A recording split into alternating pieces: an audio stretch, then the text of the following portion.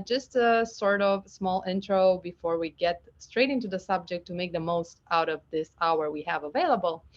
I decided to explore the topic of XR, extended reality, AR, VR, which includes AR, VR, but Kim will definitely tell us more about that and help us understand what it's all about. From a very personal standpoint, I feel like it's a domain that we will all be moving on to, transitioning towards, if you want. So the world, the design industry will change and will go on these new journeys. And I think that we all have to be prepared.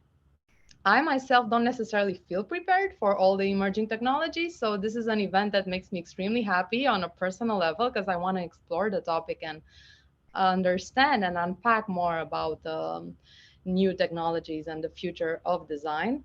So, yeah, it's a very exciting topic. It's one that concerns us all. And I think we have a very nice expert tonight that will be able to answer all our questions and try to help us understand more around how we can prepare and what this conversation is all about. So, yeah, without further ado, I just want to introduce myself first. This is something that I forgot. If you don't know me, I am Ioana. I run the community UX Goodies on Instagram, and I also founded Mento Design Academy, which is a UX and UI bootcamp that we launched earlier this year, and by which we're hoping to improve the education space of UX design, especially for beginners and those looking to transition into UX design.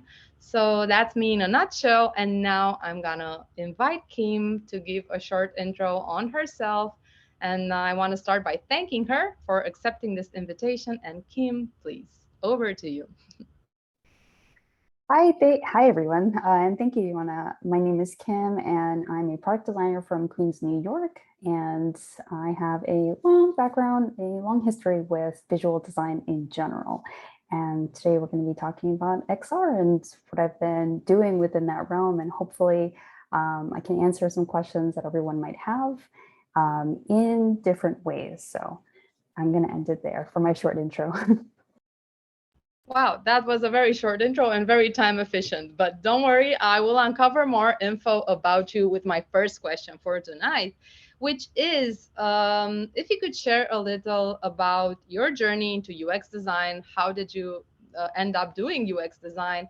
And in particular, how did you become so passionate and such an articulate voice in the space of XR and AR, VR? What XR implies actually. So, what's your journey into design? If you could share it with us, and how did you become so interested in this very niche topic, if you want?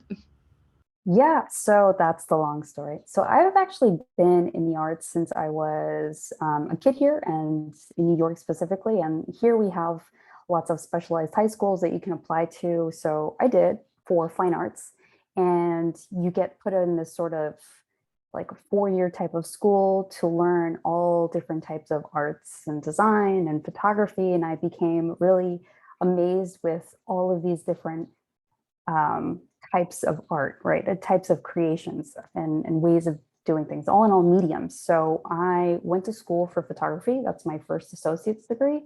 And then switched over for my bachelor's degree to sort of digital design, which really means learning motion design. It learns when you learn web design. You learn a little bit of animation, like really a hodgepodge of things, but that's what I really wanted to do. And all the while, since high school, I've had freelance clients for a really long time, since I was around 16 years old. And I was always trying to find a way to connect the mediums that I had been learning throughout this whole time. One of the first beginnings of me trying to do that was illustrating over my photographs or finding a way to paint over my lens that I was using in photography when I was first studying in SVA. And I couldn't really communicate what I wanted to do. And this was a very long time ago before we had, or at least that I was aware of, the technologies of that time. So I started adding colors through like tape, putting them on my filter, and stuff. And really, I'm passionate about learning. So as a freelancer, you want to level up, get more clients. So you're naturally learning about different skills, mediums. And this led me to wanting to learn how to code, as I saw it as a possible like area to charge more, but also become more marketable. And that is when I came across UX. And I was self-teaching for a little bit before admitting that I needed an official course. And I took a course actually with General Assembly. And in that, I really learned that a lot of what I had been doing with my own clients was very similar to what we're doing in UX period, which means when you have a client, and this is my favorite part actually, when talking to other designers, creatives, anywhere you come from, is leveraging your prior experience and how it could apply into UX. So as a freelancer, some of my services were graphic design, photography, and the first step was really talking to the client. And figuring out what their pain points are. What do they want from you? And figuring out who their competitors are, having that really in-depth conversation with them, and doing your homework after that of who they are, what they're looking for after that initial interview, and some other techniques. But through UX, I realized that, and through learning it, that it's just a little different. And there are new things to add on to my toolbox. And I found it very, very useful. And just, I could finally put a name to what I was doing. So that is what made me happy. And that's what made my process a little bit easier to get into UX, and become a product designer that I am today, all the while still continuously learning. So even after work, I still try and practice 3D design, learning new programs, learning, checking out market updates.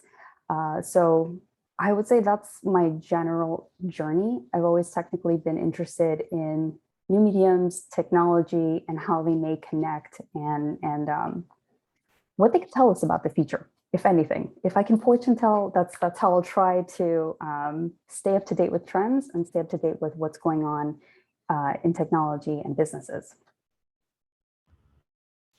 This was a fascinating story, and I was compelled at every line that you shared. I was just, it's really interesting. It's always interesting to talk to other designers and understand their background and understand what motivates them, what's interesting to them, and what's exciting. But I think that you had a really nice story around how to mix different areas that are kind of related to design, and bring everything together into a well-rounded person that has a really interesting journey. So thanks for sharing all that with us. I'm going to go ahead and dive directly into the topic of tonight. And I'm going to start by asking you, what is XR? I know it comes from extended reality. I know it from your page. But what does it actually mean? And how can we unpack it? What does it cover? And so on. So if you could explain this concept a little to the audience. Thank you. Yeah, so extended reality, as you mentioned, is the umbrella term, the abbreviation XR for extended reality. And a couple of people made this reality spectrum a long time ago, and it includes reality at the very beginning, and then technologies that extend reality, covering augmented reality, augmented virtuality, mixed reality, and virtual reality. So from AR to VR is the technologies that are utilized to help create these different realities, but more from like a technology standpoint, of course, because augmented reality is very different than virtual reality. And augmented virtuality is very similar to, and will eventually replace mixed reality. And what that is augmented reality, but so images layered over the world is like a short definition for AR or augmented reality, but mixed reality is more dealing with the mapping of the space. So you can actually interact with it a little bit more, and it's a little bit smarter than augmented reality in that sense. The objects in your actual space can actually do something. And then when you're finally in VR, virtual reality, you're completely immersed by the technology. Everything around you is a computer, basically computer generated. And your senses are, well, good VR does hijack your senses or your awareness, and you can only interact with the space through this technology that is VR. Thank you. This is like the first time for me when I understand. I feel like I understand all these concepts and how they relate and come together under the XR umbrella. So thank you so much. My next question is very UX tangible, if you want. How can we actually design for extended reality? So, what tools do we need?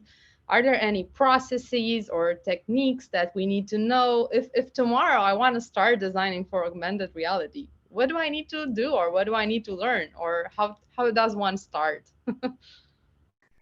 Yeah, that's a very good question. So the reason that got me excited about this space is because there are games, of course. Games might be the most popular and familiar first thought that comes into a lot of people's minds when it comes in, when conversations of AR and VR come up, and they're just like, oh, but it's just full of games. But there are applications just to create the dashboard within the Oculus and the onboarding of the Oculus. If anyone's ever experienced that, it's really amazing. So the first step for UX really is understanding that we're still making these hardware for people to use in many different situations. And there are so many collaboration tools and potential collaboration tools that could be used within and are used within a virtual reality setting. So the first step is really understanding the best practices within UX that you currently know, the design process that you're familiar with already. If you're already familiar with those two, you have a head start as is. And that's just because it's basic problem solving, but also understanding that this is for someone. We need to research people. We need to understand the goal. Like, what is it that we need to get out from this to better create a strategy and eventual plan for one of these technologies, one of these realities. So in terms of tools and processes, this is where it gets definitely different for, I call us 2D designers, but designers for the web. Because in VR and AR and XR, you are designing in a space. So you're actually thinking of, does my UI need to be the size of a wall? In terms of just spatial mapping and how people can interact with the space, you're physically working with space. So 3D knowledge is, you should be getting familiar with it and thinking of things spatially, not just by a mouse. And the way that you can do that, there's a really cool process or like technique that folks in VR do take up, and it's called body storming. And this is where they create UI out of like cheap materials, and they'll use it to act out their interactions. So there's a very famous Microsoft sort of video or recording where there are groups of teams, and they're all coming from different backgrounds, making these menus out of like printing paper or whatnot, and someone's holding it up, and the main user for that selected activity is like going through, like pretending to press it, and then go on to the next step for the effect of that interaction. So that's like one way of being able to better understand what a design will do in a physical space. And it's cheap. But before we get there, it's experiencing VR if you can, or researching like video games or playing video games, because a lot of what happens in video games gets carried over into VR because it follows a game development process. So you actually have to play video games because in a VR setting, everything is virtual. So we're not looking for that bright colored CTA as we would in web design. Maybe you might have to make it glow. Maybe you might have to attach a sound to it to, pull someone's attention to it. What steps is leading up to there? And it's very interesting. So that's why one of the easiest steps to first take is like playing video games and trying to understand what a player in the game is actually doing, how the game is grabbing their attention. If you don't have access, of course, to an Oculus, but a lot of professionals also do say continue playing games because it still follows suit. And if you are interested in anything else, Google actually highlights their game design process online.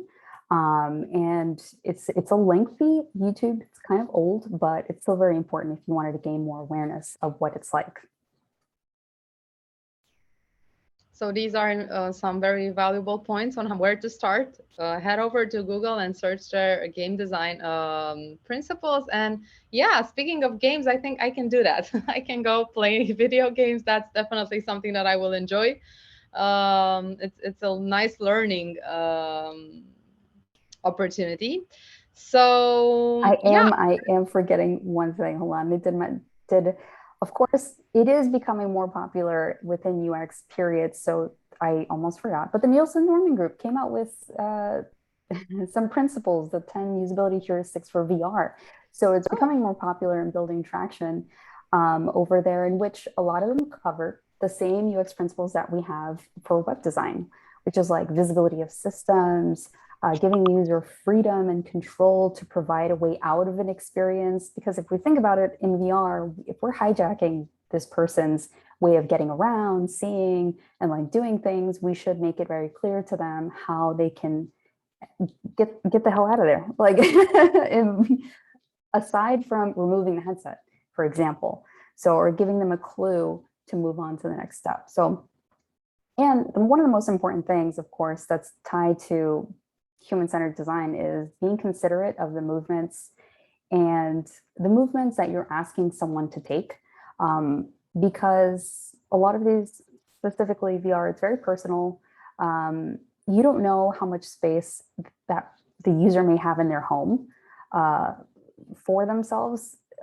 For room-based locomotion, for room scale-based locomotion within VR, which means you could walk physically, and in VR, you're actually walking as the player. A minimum amount of space that's needed for this is 6 feet by 6 feet, which not everyone has. I live in New York City. We have tiny apartments. It's not realistic. So always being considerate. Hey, what is my product asking of the person? Do they have this place? Maybe you can create like a stationary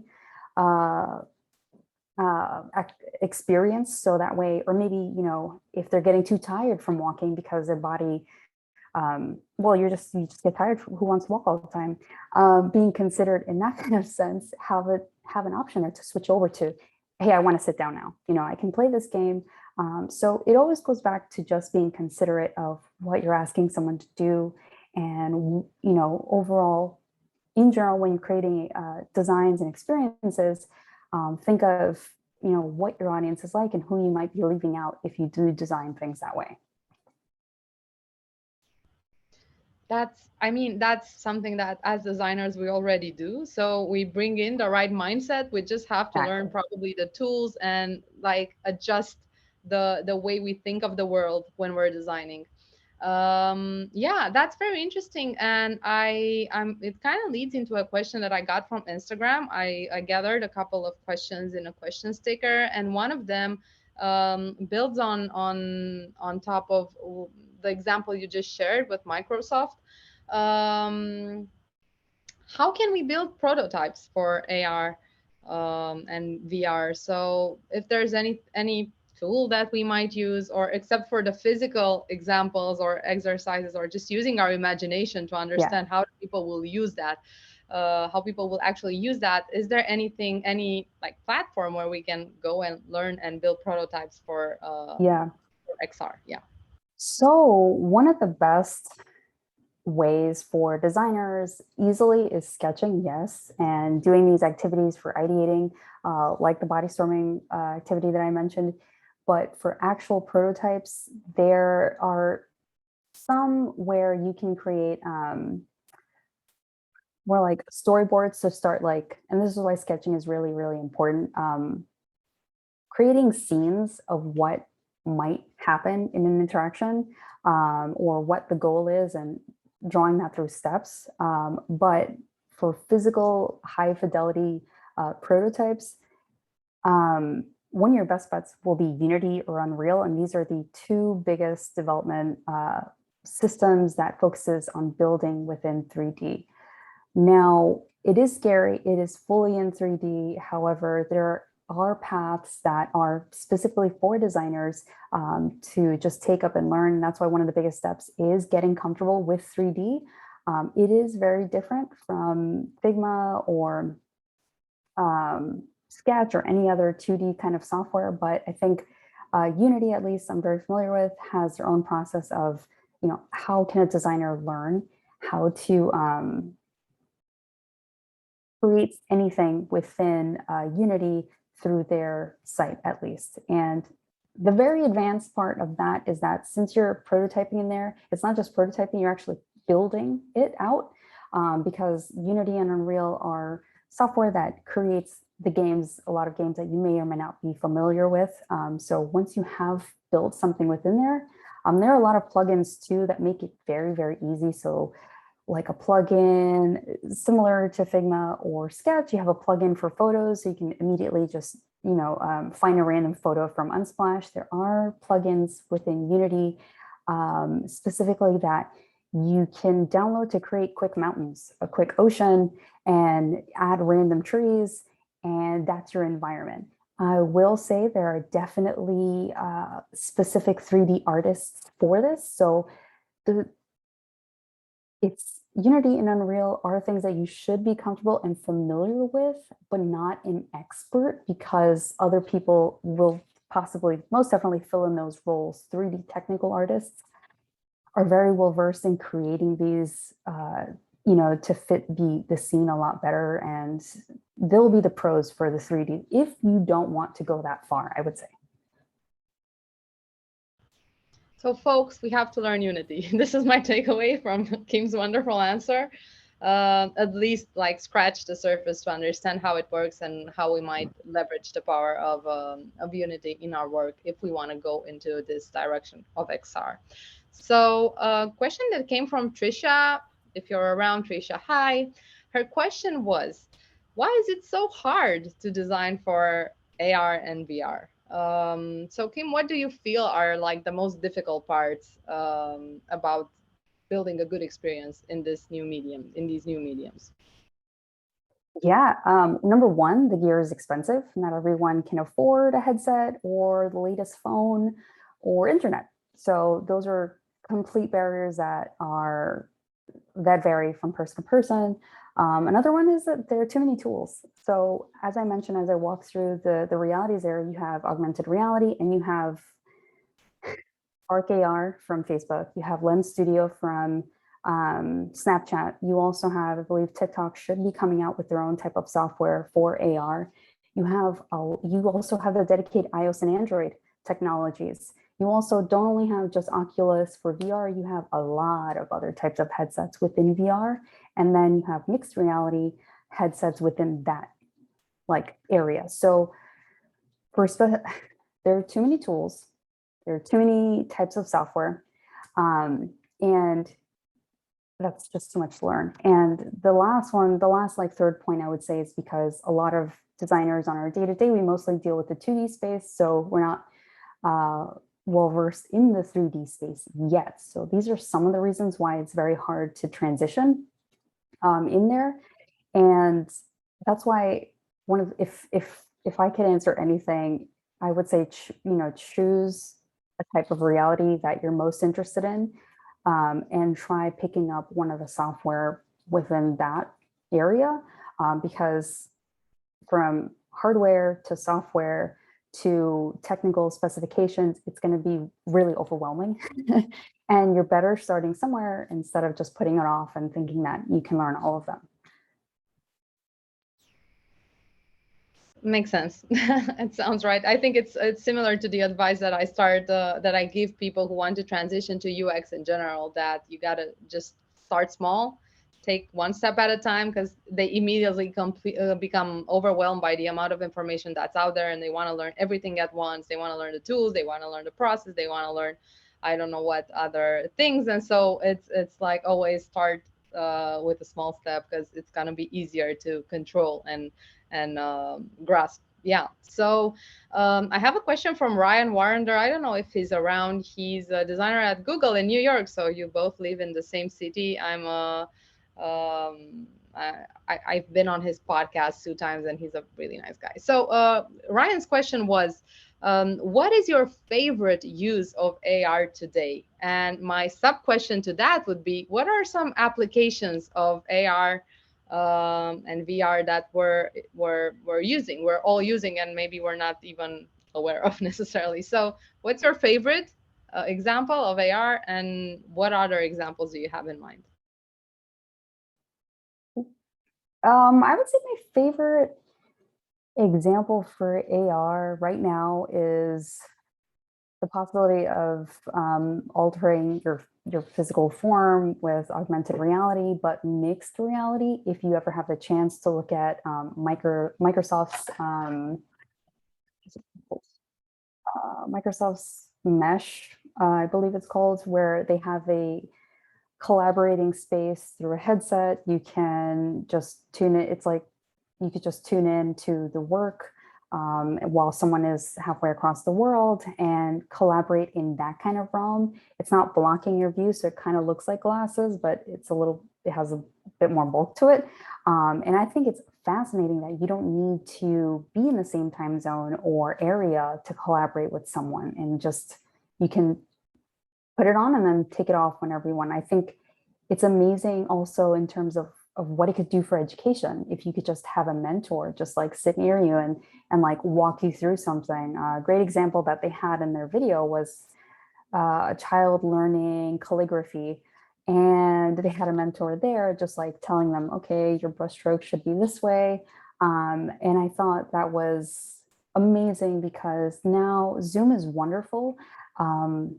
But it isn't exactly side by side. So unless you're sharing your screen, it's just different. And I think the different part is where my imagination really takes off, because let's say you want to have someone teach you how to cook while wearing this, and they could see what you have in your kitchen. Maybe they could tell you what, or like how to mix ingredients around if you put too much.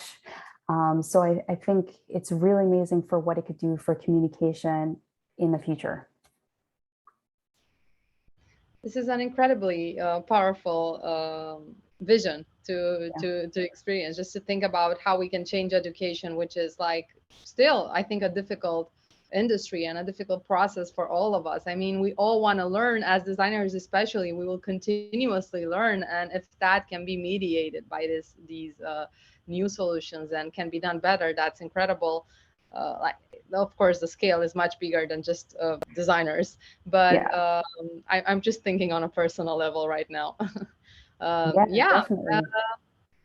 Okay. So, but is like, I have a question in the chat, and I think it relates. It's a follow up to the question I just asked. So, does Instagram and Snapchat filters count as AR?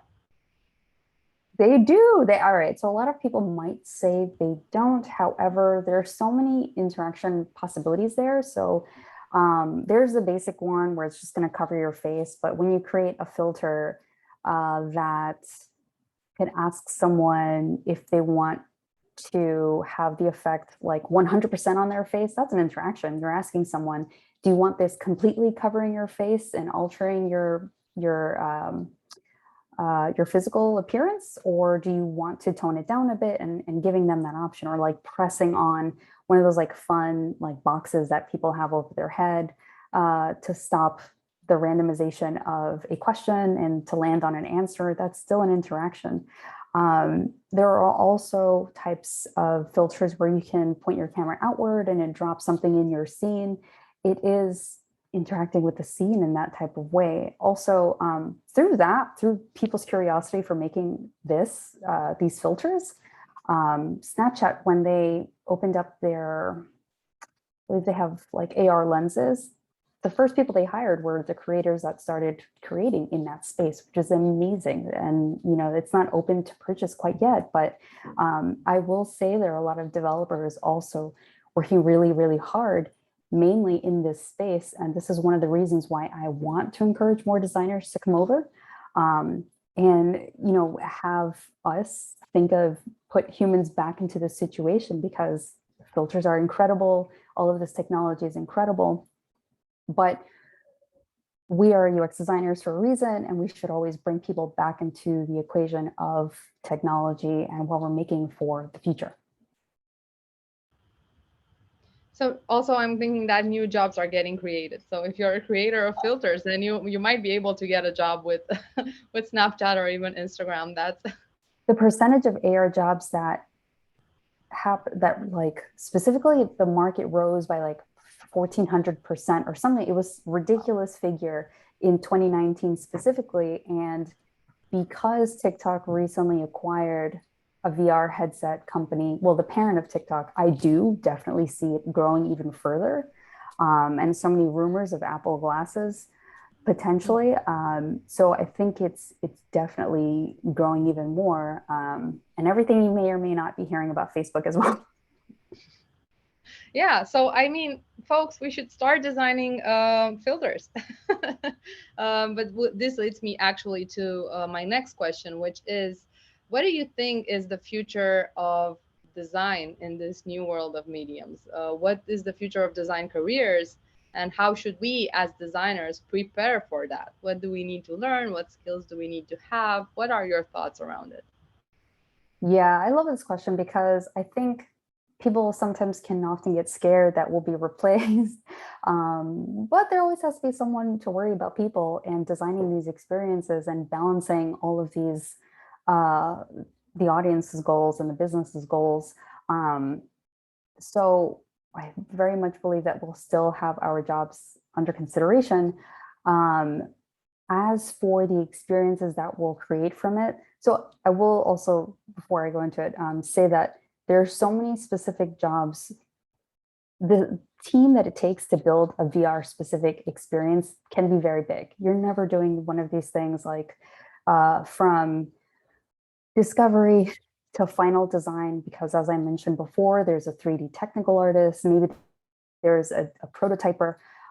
These softwares that I mentioned are very, very big. And a lot of people have so far taken the time to go deep into learning them. And then you also have developers who fully create the experience as well.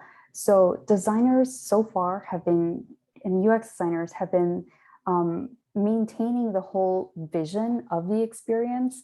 So that's why you won't oftentimes see them prototyping too much.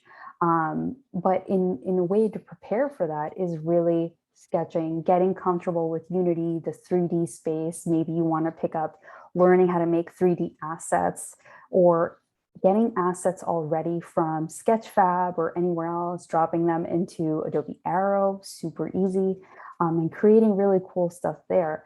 So I think the future will be amazing. I think it will definitely take time to get there. Although we are like so excited with XR and everything like that, and we think, oh my gosh, it's going to be crazy. We're going to make people do crazy movements and stuff. You know that we're not trying to make people think.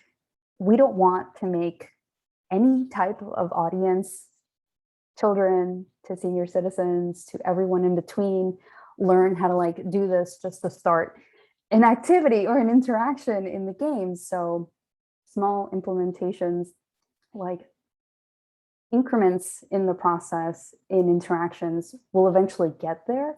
But that's why it's really important for us to carry over what we know within UX design and design in general over into the XR field. I have a question from the Territory Shop on Instagram. They are asking, which are some industries that feel unexpected, when will be that are unexpected and we'll be seeing AR in them. And I also have a subsequent question to it. It's what I've been doing all night. Sorry. My question is, I know that you also work in with the city of New York. And I think it's really interesting if you know or have any insights around how we will maybe interact with the cities we live in the future, if that's gonna change, like our experience going out and living in communities. And so, yeah, what are some surprising industries that will use AR in the future, and how do you think our interaction with cities will also change? Yeah, I think there's a use case for a lot of industries to pick up AR or one of these extended reality technologies. But the most interesting one that I could think of beyond education or um, maybe like makeup and stuff like that for those kind of companies, that industry would be just the medical industry. The medical industry specifically, they it's so invasive, specifically for surgery and stuff and prototyping. I don't know if you're familiar with their process. They use cadavers, or they may use dummies and stuff that are equally as expensive to practice surgery. So which it's still risky. You still have risks that come up with surgery. Anyone could have them, but a good way to practice for these beginning doctors and is potentially VR, just like or mixed reality, to get used to that. That's a very interesting area where, regardless of how many years you're in the industry, maybe you still could use some practice maybe on the side. Um, so I think that's really, really incredible or useful in that situation. But personally, I also see us moving even more towards personalization, and maybe having these environments specifically for us in our homes, dashboards that are really aware of what we're doing, if we want them to, and really keeping us on our goals for the day. I would be interested in seeing what planners, like how they develop in that kind of sense, and smart homes, of course. So I think, personalization is definitely going to grow from there, but how or when, I'm not so sure, but I think that is definitely a reason for designers to get involved and develop some really, really great stuff that is ethical and helpful overall. And the last part of your question, I'm forgetting. What was it again? I'm sorry. Oh, the city. The city. Yeah. So Google Maps actually came out with their most recent AR map where you can just like drop a pin or like get directions to, I believe. So when you start your navigation or your trip, I think pretty sure that now they sort of showing like a path for you to go that's augmented reality and for you to be able to walk into that path. So I think that's very, very helpful because even though I am born and from New York City, I still will walk the wrong way. And I think that's very natural for all of us. So if it could be helpful in that kind of sense, that would be amazing for cities. Um, Mapping was something that is very important and very key for locals, for domestic audiences, and international even more so. Because if we think of when we first travel somewhere, it is always confusing. It's somewhere we're unfamiliar with. Landing in an airport that is of a different language is always hard to do. No matter where you are, who you don't speak the language, you're going to have a hard time. And I think that's an area that could always use help. So I'd be interested in seeing these personal kind of developments within there. I have heard that there are, or seen recently, there was a newish kind of company that was of contact lenses and then augmented reality, the technology within these contact lenses. It's pretty invasive. It may be coming out within the next 3 to 4 years, Silicon Valley based, but it's in that sense of keeping a personalized experience for you in a way that's helpful to you and how you navigate the world, and also while also correcting your vision. So like prescriptive AR contact lenses, it's pretty cool. And I think the entire medical application is something that it feels extremely powerful. I don't know why I didn't envision it by myself, but yeah, it feels like it's gonna revolutionize and change the way that we understand the human body. And I think it's really, that's really powerful. We have a lot of questions already in the chat. I'm going to try to go through all of them as much as possible. I just want to ask another question. I feel that I neglected the 3D design topic. Do you want to share something about it? How is it relating with XR? Is it like a component or an application, or do you need to understand 3D design in order to design for extended reality? How's that relationship on that space? And then I will start asking questions from the chat. So ask your question as much as possible. We will try to cover all of them, hopefully. Yeah. So, okay, it's hard because in order for you to work within UX design, you should understand visual design. I think, but it isn't true that in order for you to work within UX design, you need to learn how to code.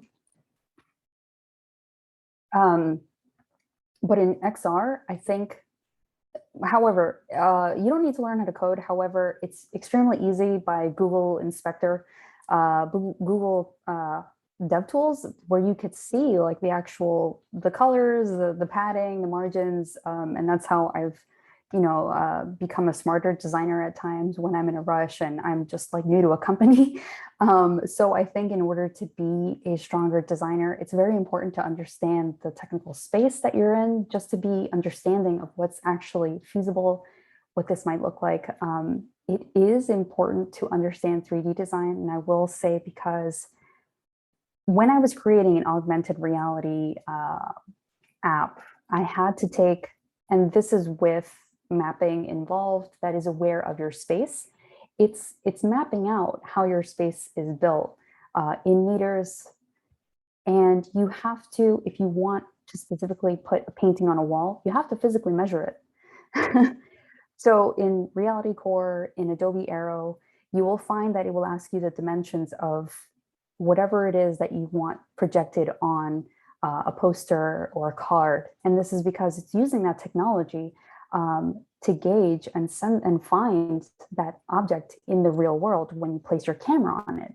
So understanding what that technology is doing and how you may be able, and growing awareness of spatial design and how big or small your object may be is important. So that's why I say getting comfortable with 3D and designing spatially is important, because we don't normally have to think about this in web design. UI components can be as big as the web browser, and that can also be a bridge to how this relates.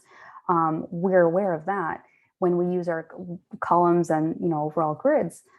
So in this sense, it's thinking about how big is this, and then when you have those measurements and you project it onto your real worlds in AR, for example, you may realize it's too big, it doesn't fit on my wall. And then you have to like iterate and scale down. For VR, you can test it, and you have to be able to, I believe the rule of thumb is that the UI has to be at least 2 meters, 2 to 3 meters away from you at least, to make it feel comfortable. So if you're that person that is designing that experience, it's always smart to be aware of best practices within technology, within design, and how it's going to affect the person in general. Because it could be, for example, when I first used Gravity Sketch, I grabbed a component, I grabbed a 3D asset from online. This is with a VR set. And it was an object of a really realistic shark. And it was, when I dropped it into my environment in VR, it was the size of my whole room, and it was scary. Whether or not that was the what they had planned for my experience to be like, it was. So if we're designing things like that, we should be mindful always of how it's going to interact with the person, the space specifically, in general. I think this question ties really nice to the question that came first from the audience. And Andra's question is, what are your thoughts on the relation between architecture and AR VR, and somehow we can deduct some of the thoughts that you have. You've touched briefly on some associations that are might be there. If you want to expand on it, or maybe do you think that designers coming from an architecture background, because we see many UX designers transitioning from architecture, do you think they have an edge in this world of XR? What are your thoughts about this relationship? More than anyone, because they're actually building these spatial creations. So they already have that mindset of, okay, I'm building something that is 2 feet by 3 feet. It's going to be very small. It's going to be for a bird. And I can, I can create a model, and sometimes they do. And a great use case for VR actually right now is with real estate. And building these experiences for people to visit remotely.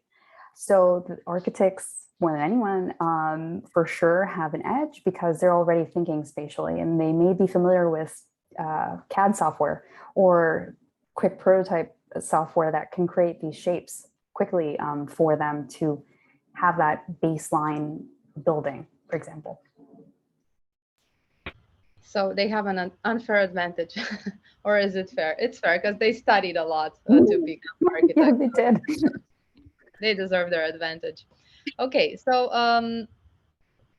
Voshta, Voshta, is that the way? I hope I didn't really butcher your name. Has another question in the chat, and it goes like this: what do you most often work on in XR? Art installations, games, product visualizations, like the IKEA app has, or something else? What if I'm getting a job Yeah. as a designer in XR? What are the chances that I will be working on? Yeah. Well, I mostly pick up like contract things currently at the moment. But there are so many opportunities right now for XR since it is up and coming, but hiring by the masses. Um, this always goes back to what you want to do with your life and your career and where you might want to work. You can work for maybe TikTok, Snapchat, Instagram if you want, or Spark AR specifically if you want something within that realm. But you can also work within IKEA, for example, as well.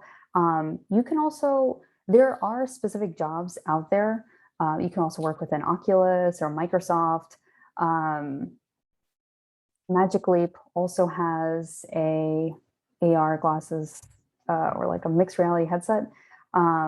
There are specific companies, but I would potentially, if you are in a space that might be thinking about emerging technology, it may be a great consideration for you to start at home where you currently are, to try and start like maybe thinking of ways to implement it on your current product. For example, I do work for the city of New York, and we were thinking of or like creating a map for the city. And so I was like, this would be a really great place potentially to maybe think of a specific AR consideration for the city of New York. That would be cool. And really scope out the budget, the needs, the goals, and stuff. So that is one way. But before anything, I would try out one of these realities to see which one you like best, which one you're most, comfortable, familiar with, and you like the outcome of what it is you ended up making. Kim, I love all your answers. I mean, I would continue asking you like hundreds of questions. I just love listening to your answers. And I'm gonna go to the next question so we make the most out of the 8 minutes we have left. If people in the audience wanna ask a question, now's the time. I hope that we still have time for all the questions. So the next one would be from Andra. What research methods would you recommend to validate people's 3D experiences? I imagine they're a bit different than in 2D design. So how do we run research for these Yeah, experiences? a lot of it, surprisingly, is so far carried over from what we currently do within UX, but you also have to add in what it's like when someone is playing, or I'm sorry, experiencing this experience within VR, for example, within VR, that reality. So having them play the game with the headset on and maybe seeing on another screen as that game is playing out, from Unity or Unreal, since it would be playing out potentially from there or the software, and seeing where they may be confused and always going back to them, see if they completed the task, or observing where they may be feeling uncomfortable. Of course, always telling your research participant to speak out loud and to be honest with their opinions. They're not hurting your feelings, even if you may be the one that created it. Um, a lot of it is borrowed from what we currently do in UX design. And if you really want more insight, this is what I always tell people, because I don't work closely with research within XR, but I have signed up with Facebook Reality Labs to observe their research repositories, or just like articles in general. Also, XR Access is for accessibility within XR. Like, how can we make these experiences available to people with disabilities of any type? And what should we, how can we be thinking of people first before designing overall? So there's a lot of information so far. It's all over the place, but I did create a Notion like place to put all of this in. I can't link you anywhere. I can't link it. But if you find me on Instagram, I do have it within my profile, and it's where I found everything that has been useful for me so far in general. I will use your Notion space, and I want to thank Alexis for sharing it. It's in the chat, everybody. If you want to look it up, it's in the chat, shared by Alexis. And Alexis also shared your YouTube channel, which I think will also be like a gold resource for understanding all these interesting worlds that we've explored. I think we have room for like one more question. I will take the next question that came in chronological order, and that's Azime question, still a bit related to architecture. I'm a newly graduated architect and I've started to the UX field recently. Do you think I need more UX experience to advance into the XR field, or should I just jump into some course? So is there like a stacking, a particular order of gathering Yeah. skills that you need? Do you go through UX design first and then onto XR? Is there any order? How do you see that? I feel like if you know yourself best, you know how you learn best and how you deal with a lot of work. I like learning through experience. So because you have architecture already as a background, you are ahead of a lot of folks. Within UX, I think it's great to learn the principles and the baseline, maybe some how to usability tests, how to like interview people possibly. But then after that, head into trying to learn like what experiences are like, even if it's yourself just playing within or experiencing something within VR or AR, and understanding how to create something like that. Because it is going to be, of course, different than creating a building from your background, at least. So getting familiar with the technologies, choosing a reality, and then starting to build small projects from there. Thank you so much, Kim, for another incredible answer. I think you're just wonderful. It was a complete pleasure to talk to you. I was like, I loved all the answers. There was an incredible volume of value that was shared tonight. I learned a lot. I know the audience learned a lot. I know that you already have some fans that they follow you on YouTube, on Instagram, and they have all the reasons to do so. I want to invite everybody. I'm resharing Kim's Instagram page because I shared it earlier, but it's probably left behind in all the messages that came in the meantime. Again, it was really compelling for me. I hope that it was the same, and I believe that it was the same for our audience.